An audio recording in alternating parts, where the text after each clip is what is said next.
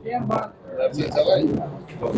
का जो मुद्दा है वो ये है कि हमारे नौजवान कैंडिडेट जमीर अहमद साहब बारामूला कॉन्स्टिट्यूंसी से बारामूला लोकसभा कॉन्स्टिट्यूंसी से इन्होंने अपना नॉमिनेशन भरा था इलेक्शन लड़ने के लिए, और पटन के एरिया से बिलोंग करते हैं और काफी सपोर्ट था इनको यंग यूथ का भी और लोगों का भी वहां से।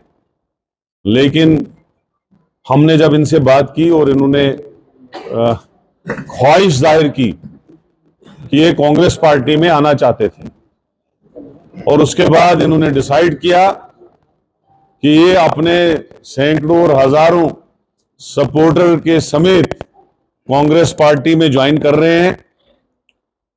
और कांग्रेस पार्टी, चूंकि आपको पता है कि कश्मीर की तीनों सीटों पे कांग्रेस पार्टी नेशनल कॉन्फ्रेंस के कैंडिडेट्स का सपोर्ट कर रही है, और बारामूला कुपवाड़ा जो कॉन्स्टिट्यूंसी है वहां पे जनाब उमर अब्दुल्ला साहब इलेक्शन लड़ रहे हैं।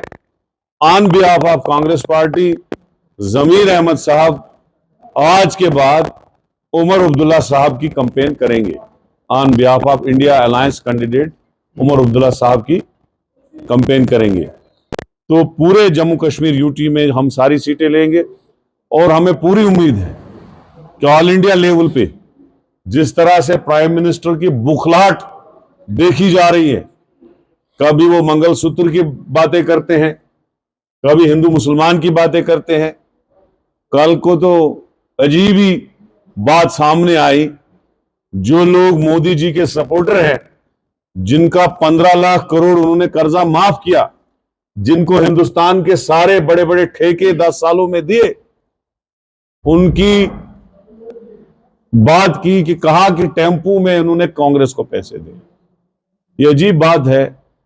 जो बीजेपी कांग्रेस पार्टी का 250 करोड़ का अकाउंट में सीज कराए, जो हमने चंदा करके जमा किया था पार्लियामेंट इलेक्शन के लिए, और वही बीजेपी आज कह रही है कि टेम्पू में कांग्रेस के लिए पैसा गए। बड़ी शर्मनाक बात है। तो मुझे लगता है इन बातों से आज आया हो गया है कि बीजेपी जो है 150 पार भी नहीं करेगी सेंटर में, और कांग्रेस और इंडिया अलायंस 4 जून को हुकूमत बनाने जा रही है। ये मैं आपको वसूख से कह रहा हूं। हुकूमत बनते ही कश्मीर में स्टेट वापस होगी।